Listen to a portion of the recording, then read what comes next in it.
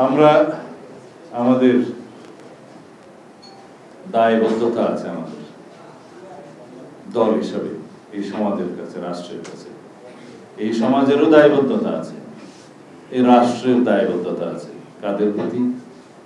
যারা এই দীর্ঘ 16-17 বছরের স্বৈরাচার বিরোধী ফ্যাসিবাদ বিরোধী আন্দোলন, জনগণের অধিকার আদায়ের জন্য ত্যাগ স্বীকার করেছেন, তাদের প্রতি সেই দায়বদ্ধতা কিরকম? রাষ্ট্রের ক্ষমতা যারা পরিচালনা করেন, তাদেরকে রাষ্ট্রীয় দায়বদ্ধতা পালন করতে হবে।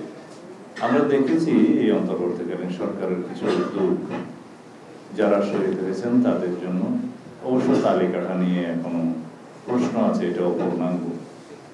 যদি আমরা জাতিসংঘের রিপোর্ট অনুসারে বলি, সেই তালিকা হওয়া উচিত 1400-এরও বেশি, কিন্তু তারা এই তালিকা নিয়ে ঘোষণাপত্রে বলছেন 1000-এর অধিক।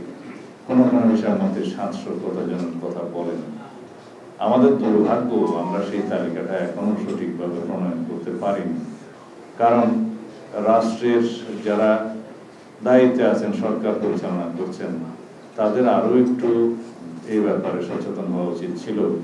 যেহেতু হসপিটালের রেজিস্ট্রার গায়েব করা হয়েছে, যেহেতু অনেক জায়গায় গণকবর দেওয়া হয়েছে, এগুলো উদ্ঘাটনের জন্য অবশ্য কিছু সময় লাগবে। তারপরে এই উদ্যোগটা নেওয়া উচিত, সেগুলো খতিয়ান বের করতে হবে।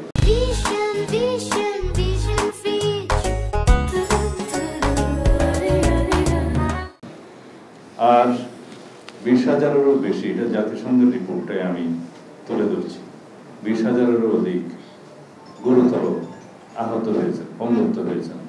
সেই রিপোর্টে সম্ভবত 5 শতাধিক মানুষ 2 চোখের অন্ধত্ব বরণ করেছে, রিপোর্টে লেখা আছে।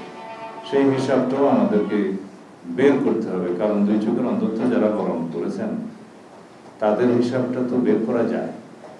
তারা তো জীবিত আছে, তাদের অধিকাংশ এখনো চিকিৎসাধীন, কারো কারো বিদেশে চিকিৎসা রয়েছে, কেউ কেউ এমনও শুনেছে আত্মহত্যা করেছেন দুঃখে, কষ্টে, অভিমানে। তারপরও আমাদের এই হিসাবটা বের করা আছে।